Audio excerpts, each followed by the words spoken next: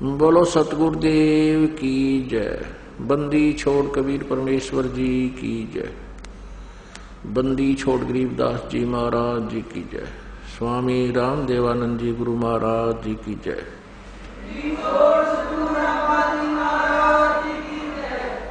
सर्व संतों की जय, सर्व भक्तों की जय, धर्मी पुरुषों की जय, श्री काशी धाम की जय, श्री छुडानी धाम की जय, श्री करौथा धाम की जय, श्री बरवाला धाम की जय। सत साहिब गरीब नमो नमो सतपुरुष को नमस्कार गुरु की नहीं।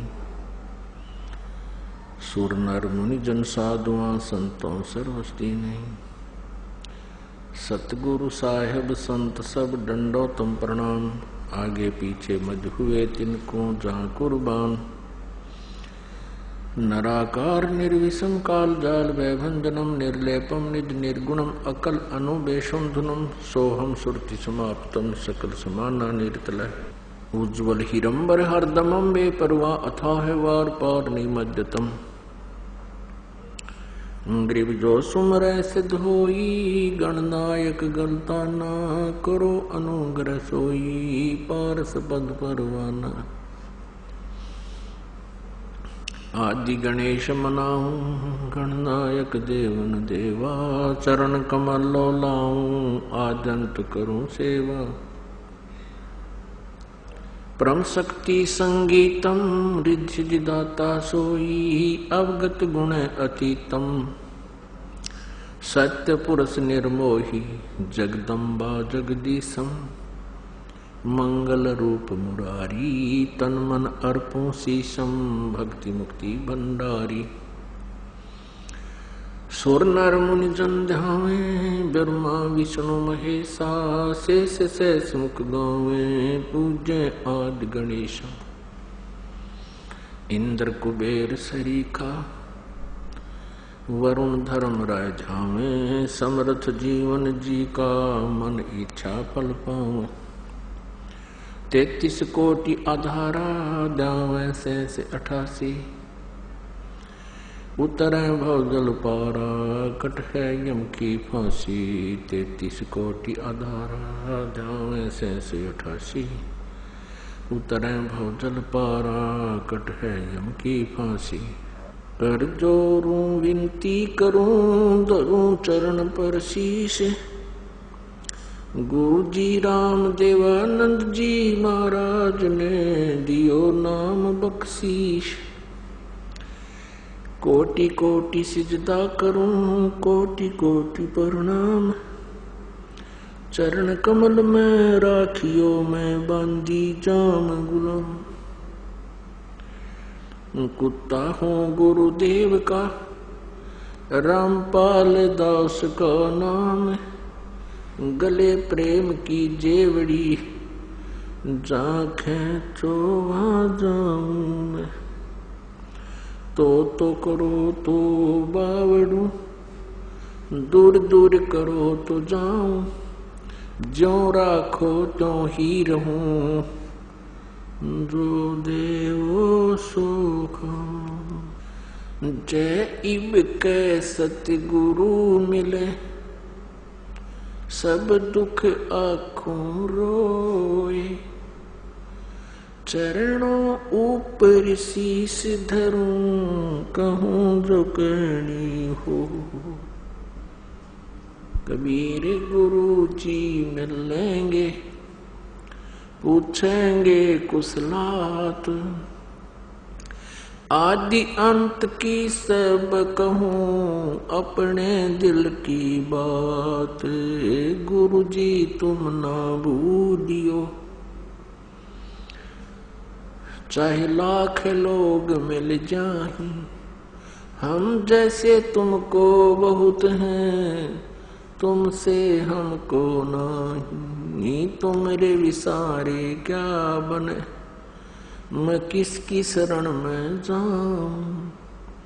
शिव बिरंच मुनि नारद तिनके हृदय न समाऊं।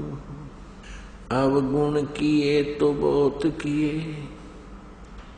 करत न मानी हार, बावे बंदा बख्श दियो, बावे गर्दन उतार। अवगुण मेरे बाप जी, बख्शो गरीब नवाज, जो मैं पूत कपूत हूँ, बहुर पिता को लाज। मैं अपराधी जन्म का, नख सिक भरे विकार, तुम दाता दुख बंधना, मेरी करो सवार। सूरत करो मम साइया, हम हैं भव जल माही, आप ही बह जावांगे जो तुम न पकड़ोगे बाँ। ए बंदी छोड़ दयाल जी, तुम तक हमारी दौड़े, जैसे काग जहाज का सूजत और न ठोर। परम पिता परमात्मा पूर्ण ब्रह्म सर्व सृष्टि रचनार कुल मालिक कबीर देव कबीर साहिब जी अपने विषय में अपनी जानकारी प्रदान करने के लिए वह स्वयं ही अपने निज स्थान से अमरलोक से सत्यलोक से चलकर आते हैं। यहाँ के जो भगवान हैं, जो यहाँ के प्रभु हैं, स्वामी हैं, जो यहाँ का राजा है, 21 ब्रह्मांड का स्वामी है, ब्रह्म जिसे काल बोलते हैं, जो गीता अध्याय नंबर 11 के श्लोक नंबर 32 में स्वयं कहता है कि मैं काल हूं। अब इन सभी लोकों का यानी उपस्थित सेनाओं का नाश करने के लिए अब परिवर्तित हुआ हूं। ये काल कौन है, इसकी जानकारी परमेश्वर कबीर देव जी ने ही आके बताई है कि ये श्री कृष्ण जी के शरीर में प्रवेश करके भूतवत प्रेतवत गीता जी के ज्ञान को कह गया। तो वो काल 21 ब्रह्मांड का स्वामी है। हम इस काल के जाल में फंस गए हैं। इसको 1 लाख मानव शरीरधारी प्राणियों के सूक्ष्म शरीर को तपतशिला पर भूनकर उससे निकला हुआ गंध खाने का श्राप लगा हुआ है। इसी उद्देश्य से इसने हमें यहाँ पर बाई फोर्स रोका हुआ है, जबरदस्ती रोक रखा है, जबरदस्ती हमसे सब कार्य करवा रहा है। जैसे संतानोत्पत्ति, फिर इनकी परवरिश, इनमें मोह ममता, संपत्ति के अंदर ममता, ताकि हम यहाँ अपना टाइम पास करते रहें। फिर जब भी इसने जिसके भी पुत्र को मारना है उसको मार देता है, किसी की पुत्री को, किसी के पिता को, पूरे परिवार को। इसने अपने पूरा 1 लाख का कोटा प्रतिदिन हम में से ही चुन लेना है। ये तो ऐसा कर रखा है जैसे इसने खेती बो रखी हमारी, और उसमें से जो भी वस्तु इसको चाहिए उसी को निकाल ले जाता है, अपना खा लेता है। पुण्यात्माओं, ये इतना कटु सत्य है कि प्रथम बार कोई प्राणी सुनता है उसको ये महसूस होता है कि ये दंत कथा है, लेकिन ये सत्य कथा है। इसमें जरा सी भी कोई जो है चूक नहीं है, किसी प्रकार की न्यूनता नहीं है, ये 100% सत्य है। ये जानकारी परमेश्वर कबीर देव जी, जो हम सबका पिता है, जो हम सबका जनक है, जिसमें माता पिता भाई वाले सभी गुण होते हैं। तुम्हें माता च पिता, तुम्हें बंधु च सखा, तुम्हें विद्या च द्रोणी, तुम्हें सर्व मम देव देव। ये वो परमात्मा है जिसके विषय हम ये सेंटेंस बोला करते थे। ये कबीर देव, ये कबीर परमेश्वर वो परमात्मा है जो बनारस में काशी शहर में एक जुलाहे की भूमिका करके 120 वर्ष इस पृथ्वी पर रह करके वो परमात्मा सहशरीर चले गए, सहशरीर ही आए थे। क्योंकि परमेश्वर किसी माँ से जन्म नहीं लेते। यदि कोई माँ से जन्म लेकर और फिर वो भगवान की संज्ञा में हम लेते हैं उसको, तो वो माँ से जन्म लेने वाला परमात्मा नहीं हो सकता, क्योंकि फिर सबका जनक नहीं रहा। हम श्रद्धालु हैं, हम किसी भी प्रभावशाली देव को सर्वेश्वर मान लेते हैं। इसी भूल को मिटाने के लिए परमेश्वर स्वयं आते हैं। कबीर देव जी वो पूर्ण परमात्मा है, सर्वश्रेष्ठ रचनहार है, कुल के मालिक है। पुण्यात्माओं, परमेश्वर ने आके हमें ज्ञान कराया कि हम काल के जाल में फंसे हुए हैं। आप देख रहे हो प्रतिदिन समाचार पत्रों में या टेलीविजनों में या वैसे कोई अपने आस पड़ोस में प्रतिदिन ना जाने कितने व्यक्ति कोई दुर्घटना से, कोई वैसे किसी बीमारी से या किसी और कारणों से प्रतिदिन कितने व्यक्तियों की मृत्यु हो रही है, जिसमें पूरा परिवार का परिवार भी चला जाता है और किसी परिवार के 2-2, 3-3 सदस्य एक ही दुर्घटना में मृत्यु को प्राप्त हो जाते हैं। ये सब क्या है? हम जीव हैं, हमारी बुद्धि वहां तक नहीं पहुंच पाई। हम ये सोचते रहे कि शेष कुशल रहें भगवान। अब शेष कुशल कैसे रहेंगे? उन शेष के लिए क्या एक्स्ट्रा कोई हमने ऐसा प्रोटेक्शन बना रखा है? तो ये हमारी जीव संज्ञा की सोच थी।